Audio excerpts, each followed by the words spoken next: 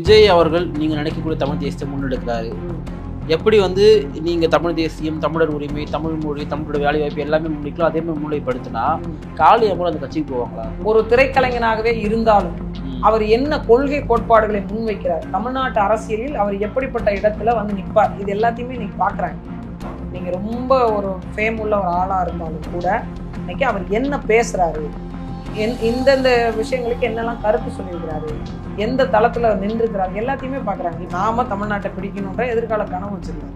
அதன் மூலமா தான் படங்களை அவர் ஒரு படமா இப்படிப்பட்ட படங்களா நடிக்க தொடங்கினாரு, எல்லாத்துக்குமே பாடல் எழுத தொடங்கினாரு, இது எல்லாத்தையுமே பண்ணாரு. சீமானை விட விஜய் அதிகமான வாக்கு சதவீதம் வாங்குவாரு, கிட்டத்தட்ட 10-12 வாங்குவாருன்னு சொல்றாங்க. அந்த கட்சியில வந்து உங்களை போன்றவர்கள்லாம் போனா விஜய் அவர்களுக்கு அடுத்தபடியாவே நீங்க தான் இருப்பீங்க அப்படின்னு சொல்லிட்டு பல பேர் எதிர்பார்க்கறாங்க. இந்துத்துவா சாங்கியம் பாக்குறாங்க, ஜோசியம் பாக்குறாங்க. நீங்க சொல்றது வந்து இந்த ஜோசியம் பாக்குறாங்க, சாங்கியம் பாக்குறாங்க அப்படிங்கிறது எனக்கு புது செய்தி தான். புது செய்தி. ஆமா, இது எனக்கு புது. கொடியை வந்து முன்னாடி வந்து ஒரு ரிகர்சல் பார்த்துருப்பாங்க. அன்னைக்கு ருசி ஆனந்த் ஃபுல்லா எல்லோ கலர் தான் வேஷ்டி சட்டை கட்டிட்டு அந்த கொடியை மஞ்சள் பேக்ல வச்சுட்டு சுத்திட்டு இருந்தாரு. இது வந்து இப்ப நீங்க அப்படி பாக்குறீங்க, மஞ்சள் கலர் ஒரு கலர்லாம் கலர்லாம் நான் ஃபிக்ஸ் பண்ணல, அவங்க அப்படி இருந்தாங்க, அப்படிதானே பார்க்க போறோம். இப்ப நீங்க கருப்பு போட்டிருந்தா ஆகாதுங்கிறீங்க, துக்க காரியத்துக்கு தான் போகணும்ன்றீங்க. மஞ்சள் போட்டிருந்தா இந்த மாதிரி சாமியார்கள் சொல்றீங்க. பெரியார் மண்ணு திராவிட பூமியில இருந்து இதெல்லாம் பார்த்தா நாங்க நோட் பண்ண மாட்டோமா? என்னங்க இது பெரியார் மண்ணு? காளியம்மாள் இருக்க வேண்டிய இடம் வந்து சீமான இடம் கிடையாது, அது வந்து நாம் தமிழ் கட்சி கிடையாது. இவங்கெல்லாம் விசிகால இருந்தா அவங்க இன்னைக்கு திமுக கூட கூட்டணி இருக்காங்க. இவங்க விசிகால இருந்தா வந்து இவங்க ஒரு சட்டமன்ற உறுப்பினராக கூட ஆகலாம் அப்படின்ற மாதிரி நிறைய பேர் எழுதுனதை நான் பார்த்தேன். அதுக்கு பதில் என்னென்னங்க அடிமையா இருக்க சொல்றீங்க? நிம்மதி ப்ராப்பர்ட்டி மேனேஜ்மெண்ட், உங்கள் பழைய வீட்டை புதிய வீடாக மாற்றலாம் வாங்க.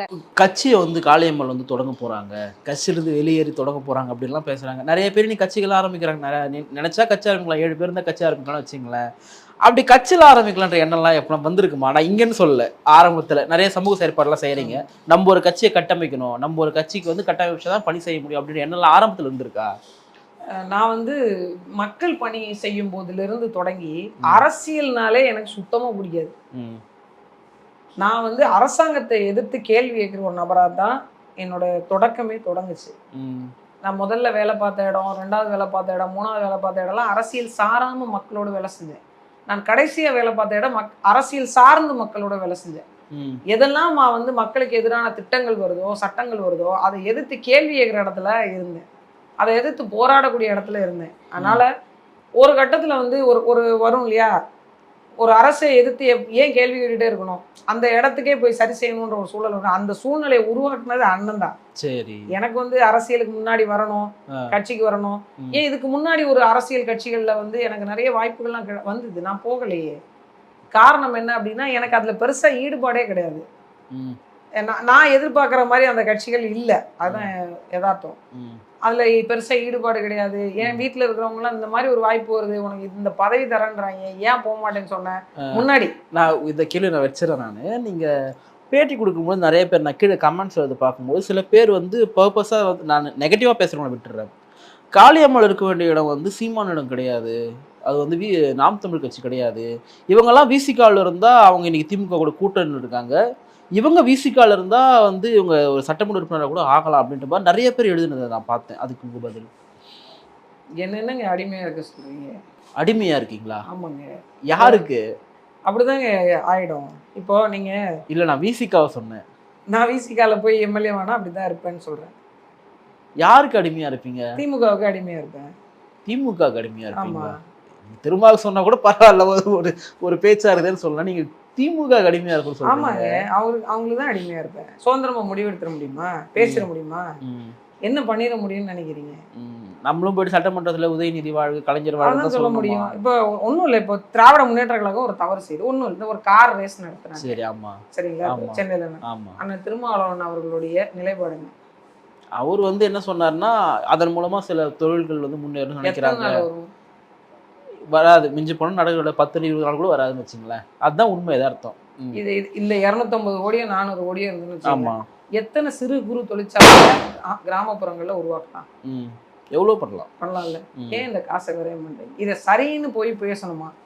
இந்த ஒரு சீட் 2 சீட்டுக்காக இல்லை, வேணாம், என்னால அந்த வேலை செய்ய முடியாது. நான் பேச்செல்லாம் வந்தபொழுது நீங்களே சொன்னீங்க நிறைய செய்திகளை போட்டாங்க என்னன்னா இந்தந்த கட்சியெல்லாம் சேர போறாங்க அப்படின்ற மாதிரி. ஆமா. நான் என்ன கேட்கறேன்னா உண்மையாவே ஏதாவது கட்சியில் இருந்து உங்ககிட்ட பேசினாங்களா, வாங்க இந்த பொறுப்பு தரணும்னு பேசினாங்களா? இல்ல இது வரைக்கும் யாரும் பேசல. ஆஹா. இது வரைக்கும் யாரும் பேசல. நான் ஒரு வெளிப்படையா ஒரு கட்சியில இருந்து முயற்சி பண்ணியிருக்காங்கன்றது மட்டும் எனக்கு செய்தி வந்தது. தமிழக வெற்றிக்காக நான் புரிஞ்சுக்கலாமா? இல்ல அவங்க பேசவே இல்லை. அப்ப பாஜக, இல்ல அவங்க அதிமுக, பேசல. அதிமுக தரப்புல இருந்து யாரோ என்னுடைய உறவினர்கிட்ட கேட்டதா என்ற செய்தி சொன்னாங்க.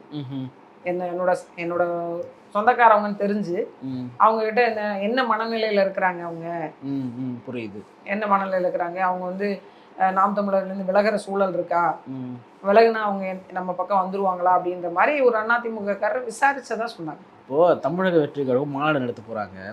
எல்லாருமே எதிர்பார்த்தது என்னன்னா சீமான் அவர்கள் விஜய் அவர்கள் இணைவாங்கன்னு சொல்லி எதிர்பார்த்தாங்க. சீமான் கிளியரா சொல்லிட்டாரு, இல்ல நாங்க தனியா தான் நிக்க போறதே கிளியரா சொல்லிட்டாரு. என்னதான் சீமானவர்கள் 8% வாக்கு வச்சிருந்தாலும் பல வருஷம் போராட்டம் பண்ணி பல மத்தியில் தமிழ் தேசிய கருத்துல வெளிச்சு நீ வாக்கு வந்து வச்சிருக்காரு. ஆனா விஜய் என்றவர் ஒரு பெரிய ஒரு ஸ்டார். அவர் எல்லாருக்குமே தெரிஞ்ச ஒருத்தர். நிறைய பத்திரிகையாளர்கள் பேர் சொல்றாங்க, இந்த அரசியல் தேர்தலில் கணிக்கக்கூடியவங்களாம் சொல்றாங்க சீமானை விட விஜய் அதிகமான வாக்கு சதவீதம் வாங்குவார், கிட்டத்தட்ட 10லிருந்து 12 வாங்குவாருன்னு சொல்றாங்க. அந்த கட்சியில வந்து உங்களை போன்றவர்கள்லாம் போனா விஜய் அவர்களுக்கு அடுத்தபடியாவே நீங்க தான் இருப்பீங்க அப்படின்னு சொல்லிட்டு பல பேர் எதிர்பார்க்குறாங்க. தமிழக வெற்றி கழகத்துக்கு போற மாதிரி ஏதாவது ஐடியா இருக்கா? ஏன்னா போனா நல்லா தானே இருக்கும்னு சொல்றாங்க. நான் வந்து இப்போ ஒன்னே ஒண்ணுதாங்க, எங்க கட்சியினுடைய தலைவரை அந்த கட்சியினுடைய தலைவரை ஏற்றுப்பாங்களா? மாட்டாங்க. நாங்க நினைக்கிற தமிழ் தேசிய அரசியல் அங்க போய் விதைக்க முடியுமா? பேசுறாங்களா என்ன அவங்க தமிழ் தேசியம் தமிழர் உரிமையெல்லாம் பேசி அந்த உறுதிமொழி எடுக்கிறாங்க. ரெண்டாவது நீங்களும் அவங்களும் ஒரே மாதிரி இருக்குது, கொடி கலர் ஒரே மாதிரி தான் இருக்குது. அவரு கிட்டத்தட்ட தமிழ் தேசியவாதி தான். கட்சி தொடங்கி 14 வருஷம் ஆகுதுங்க. அவர் இப்பதான் தொடங்கி இருக்காரு. நாங்க நிலத்துக்காக போராடுறோம், வளத்துக்காக போராடுறோம், மக்களுடைய எல்லா உரிமைக்காக போராடி இருக்கோம். எந்த கூட ஒரு கடலோர மக்களுக்காக பேசி போராட்டம்லாம் விட்டுருங்க. நீங்க எம்ஜிஆர் எத்தனை போராட்டம் பண்ணாரு? அவர் முதலமைச்சர் சாகுற வரைக்கும் ஒண்ணு புரிஞ்சுக்கோங்க. எம்ஜிஆர் வந்து தொடக்கத்துல இருந்து முதல்ல ஒரு படம் நடிச்சு கொஞ்சம் அவர் ஃபேம் ஆகிற அந்த காலகட்டத்தில இருந்தே அவர் வந்து மக்களுடைய கனவு அப்படிங்கிறத வச்சுதான் அவர் மேடை அந்த அவருடைய கட்டமைப்பெல்லாம் வலுப்படுத்தினார். என்னன்னா அவருக்கு ஒரு பெரிய கனவு இருந்தது, எதிர்கால கனவு இருந்தது. நாம தமிழ்நாட்டை பிடிக்கணுன்ற எதிர்கால கனவு வச்சிருந்தாரு. அதன் மூலமா தான் படங்களை அவர் ஒரு படமா இப்படிப்பட்ட படங்களா நடிக்க தொடங்கினாரு. எல்லாத்துக்குமே பாடல் எழுத தொடங்கினாரு. இது எல்லாத்தையுமே இது பண்ணாரு. விஜய்க்கு அப்படி ஒரு மரியாதைக்குரிய விஜய் அவர்களுக்கு அப்படி ஒரு இது இருந்ததான்னு எனக்கு தெரியாது. ஒரு குறிப்பிட்ட காலம் 91ல இருந்து மரியாதைக்குரிய ரஜினிகாந்த் அவர்களுக்கு ஒரு ஃபேம் கிரியேட் ஆகிட்டே வந்தது. இந்த இடத்துல இவர் வந்தா முதலமைச்சர் ஆயிடலாம். அது ஒரு காலகட்டம். என்னன்னா அப்ப நீங்க எதுனாலும் பாத்தீங்கன்னா பத்திரிகை செய்தி வரும், அப்ப பார்த்து தெரிஞ்சுக்கீங்க. அப்படி இல்லைன்னு பாத்தீங்கன்னா வானொலியில செய்தி போடுவாங்க, அப்ப வந்து நீங்க பாத்துருந்தீங்கன்னா இப்ப இல்ல, உலகம் உங்க கைக்குள்ள இருக்கு. எல்லாவற்றையுமே நீங்க உடனுக்குடன் தெரிந்து கொள்ள முடிகிற அளவிற்கு இன்னைக்கு எல்லாருக்கும் அறிவு வந்து எப்படி சொல்ல, செய்திகள் கருத்துக்கள் வந்து வெளிப்படையாக கிடைக்கும். நீங்க உங்களுக்கு சரின்னு எதுன்னு இன்னைக்கு மக்களுக்கு தெரியும், தவறு எதுன்னு மக்களுக்கு தெரியும். நம்மளை விட வேட்பாளர்களை விட வாக்காளர்கள் ரொம்ப தெளிவா இருக்கிறாங்க. இதை ஏத்துக்கிறீங்களா? சீமான் அவர்களை விட தெளிவா இருக்காங்க. அதுல யாரை தேர்வு பண்ணணும், என்ன செய்யணும், ஒரு திரைக்கலைஞனாகவே இருந்தாலும் அவர் என்ன கொள்கை கோட்பாடுகளை முன்வைக்கிறார், தமிழ்நாட்டு அரசியலில் அவர் எப்படிப்பட்ட இடத்துல வந்து நிற்பார், இது எல்லாத்தையுமே இன்னைக்கு பாக்குறாங்க. நீங்க ரொம்ப ஒரு ஃபேம் உள்ள ஒரு ஆளா இருந்தாலும் கூட இன்னைக்கு அவர் என்ன பேசுறாரு, இந்தந்த விஷயங்களுக்கு என்னெல்லாம் கருத்து சொல்லியிருக்கிறாரு, எந்த தளத்துல அவர் நின்றுக்கிறாரு, எல்லாத்தையுமே பாக்குறாங்க. இப்ப அவரு தமிழ் தேசிய அரசியலே ஒரு முன்னெடுக்கிறாருன்னு வச்சுப்போம், ஒரு பேச்சுக்கா இல்ல முன்னெடுக்கிறாரு. ஏன்னா இப்போ அவரோட கொடிகள்ல அவங்க எக்ஸ்பிளைன் பண்ணதுல எல்லாமே கலந்து வருது. இந்திய தேசியம் வருது, திராவிடம் வரல, இல்ல திராவிடம் கிட்டத்தட்ட வருது, அங்க கூட சேர்த்திருக்கா. இப்படி மூன்றையும் கலந்து இருக்காங்க. தமிழ் தேசியம் தான். அதுல அவங்களோட நிலைப்பாடு என்னன்னா ஒரு மாநாட்டுல சொல்லுவார், கொள்கையோ கோட்பாடோ மற்றதெல்லாம் அறிவிப்பார். அதுக்கு பிறகு நம்ம பேசுவோம். ஏன் வந்து அண்ணன் முன்னாடி பேசிட்டு இருந்தாங்க இப்ப பேசல வேண்டான்னு சொல்றாங்கன்னா, முன்னாடி இருந்ததுல அவர் எழுதியிருந்த அந்த நோக்கம் இருக்கும்போது தமிழருக்கான ஒரு அரசியலை தீர்மானிக்கிறது தான் அப்படிங்கிறதுல நமக்கு ஒரு உடன்பாடு இருந்தது. இன்னொன்று நம்ம சில கருத்தியல் வச்சிருக்கோம். நிலம் வளம் பாதுகாப்பு, பெண்களுக்கான சம உரிமை, பங்கேற்பே இல்லாத மக்களுக்கான பங்கேற்பு, அப்படி நிறைய வச்சிருக்கோம். இது எல்லாத்துக்கும் மரியாதைக்குரிய விஜய் அவர்கள் உடன்பட்டு வர்றாங்க அப்படின்னா ஒரு நேரம் கூட்டணி நிலவ வாய்ப்பு இருக்கும் அப்படின்றது அண்ணா இவ்வளவு நாள் இருந்தது. இப்பயுமே என்ன அப்படின்னா அவங்க அறிவிச்சு இன்னும் பேசு பொருளா மாற்றி அதை பேசி அவங்க வெளியில வரட்டும், அது வரைக்கும் நம்ம தனிச்சுதான் அப்படிங்கிறது தான் நம்ம இப்போ அறிவிப்பு வந்து தனிச்சுன்னு சொல்லியிருக்கிறது. சரி, ஒருவேளை அவர் இந்த கருத்தியலை உள்வந்தார்னா, இந்த கருத்தியலுக்கு ஒப்புமை தெரிவித்து கூட்டணி அமைக்க ஒத்துக்கிட்டாங்கன்னா கூட்டணி அமைச்சு பண்ணுவாங்க. சரி, விஜய் அவர்கள் நீங்க நினைக்கக்கூடிய தமிழ் தேசியத்தை முன்னெடுக்கிறாரு. எப்படி வந்து நீங்க தமிழ் தேசியம், தமிழர் உரிமை, தமிழ் மொழி, தமிழோட வேலை வாய்ப்பு எல்லாமே முன்னிக்கலாம், அதே மாதிரி முன்னிலைப்படுத்தினா காளியம்மாள் அந்த கட்சிக்கு போவாங்களா? மாவீரர்களுக்கான நீதியை பெற்று தருவாங்களா? இங்க இலங்கையிலேருந்து குடிபெயர்ந்து வந்த மக்களுக்கான பிரச்சனைகள் குறித்து அவங்களோட நிலைப்பாடு எல்லாம் இருக்குல்ல. இது ஒரு பெரிய என்ன சொல், ஒரு ரத்த சகதியில கட்டமைந்த ஒரு கட்டமைப்பு. இப்போ வந்து ஒரு நடிகர் வந்து அவருக்கான தன்னுடைய என்ன சொல்றது, ஒரு பெரிய பிரபலத்தை பயன்படுத்தி அவங்களெல்லாம் ஒண்ணு கூட்டி தமிழ்நாட்டு அரசியலை பிடிக்கணும்னு உருவாக்கப்படலை. இது ஒட்டுமொத்த தமிழினத்தின் விடுதலைக்காக உருவாக்கப்பட்டது. ஒருவேளை அதை உணர்ந்து அவர் ஓர்ந்து செயல்படுறாரு அப்படின்னா அது அவருடைய தனித்த செயல்பாடு. காளியம்மாள் நாம் தமிழர் கட்சி தான். அங்க போக மாட்டாங்க. மாட்டேன். இப்போ இந்த இல்ல, நான் ஏன் எங்கேயுமே போக மாட்டீங்களா? ஒன்னே ஒண்ணுதான், நான் எங்க நடுசாமத்துல சுடுகாட்டுக்கு போகணும்?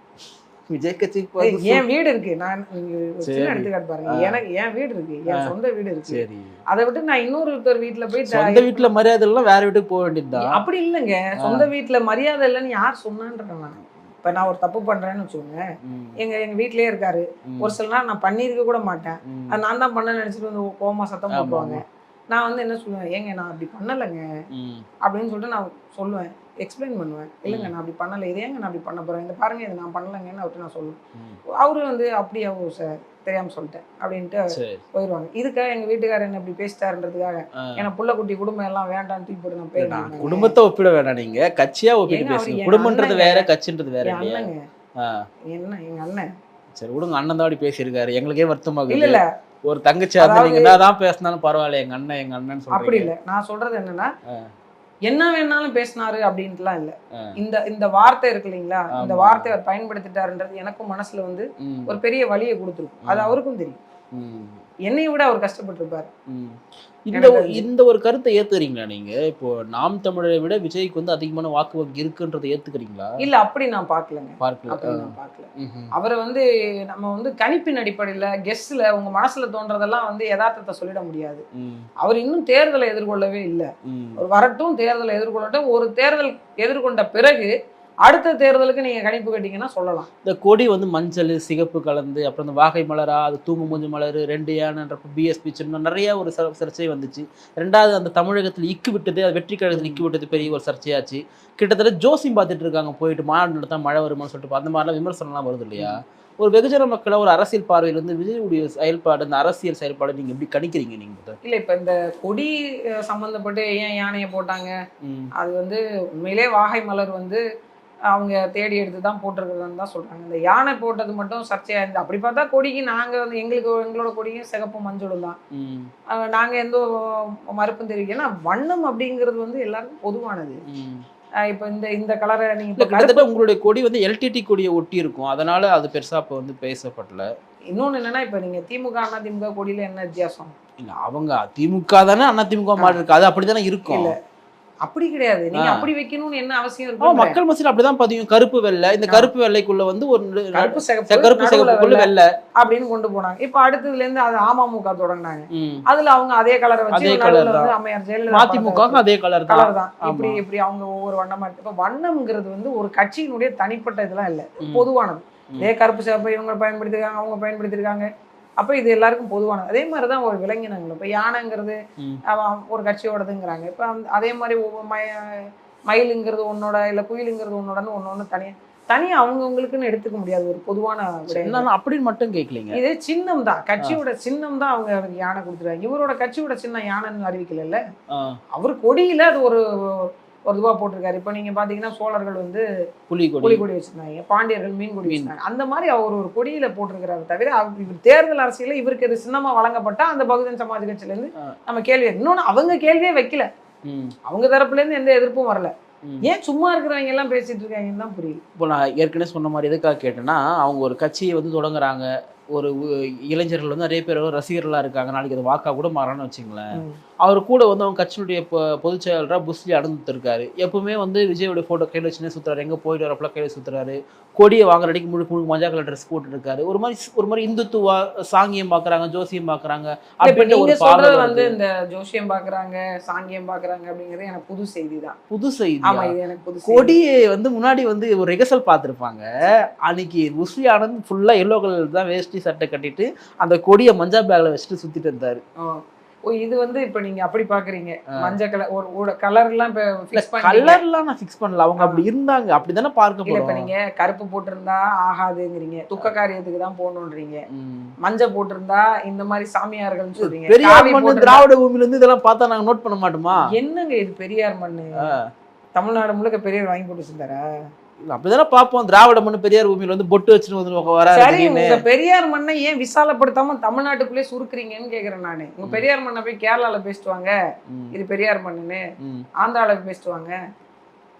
இதெல்லாம் என்ன இது வந்துங்க?